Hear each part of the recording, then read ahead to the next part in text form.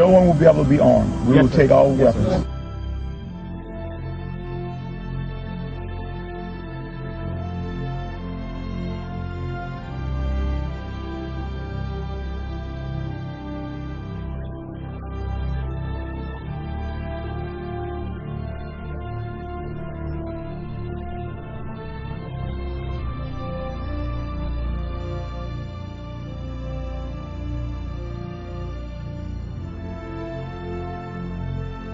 Every service member has an obligation, not just that they can refuse a legal order or an unlawful order. They have an obligation to.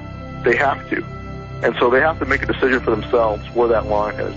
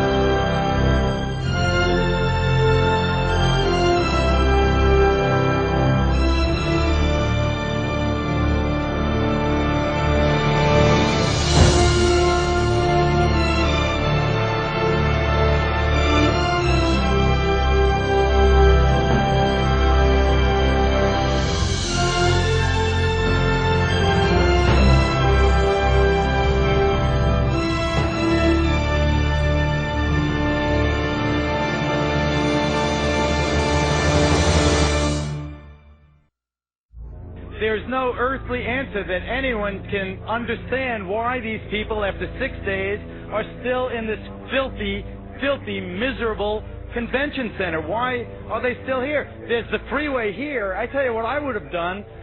What I would still do, I would say, let them walk out of here. Let them walk away from the filth. Let them walk away from the devastation. Let them walk away from the dead bodies in here. They won't let them walk out of there because I'm standing right above that convention center. And what they've done is they've locked them in there. The government said, you go here and you'll get help. Or you go in that Superdome and you'll get help. And they didn't get help. They got locked in there, and they watched people being killed around them, and they watched people starving, and they watched elderly people not get any medicine. And now they know it's happening because we've been telling them repeatedly over and over every day. And you know what they're doing now? And I'm not blaming anyone. I'm telling you what's happening. They have set up a checkpoint at the bottom of this bridge. This is the bridge that takes you from New Orleans over into Gretna, from Orleans Parish into Jefferson's Parish. It's the only way out. It's the connection to the rest of the world. And they've set up a checkpoint, and anyone who walks up out of that city now is turned around. You are not allowed to go to Gretna, Louisiana from New Orleans, Louisiana. Over there, there's hope. Over there, there's electricity. Over there, there's food and water. But you cannot go from there to there. I think the government will not allow you to do it. It's a fact. I don't know, man. Let them walk out of here. Let them walk the hell out of here. Let them get on that interstate and walk someplace. We had Walmart deliver 3 trucks of water, trailer trucks of water. FEMA turned them back. They said we didn't need them.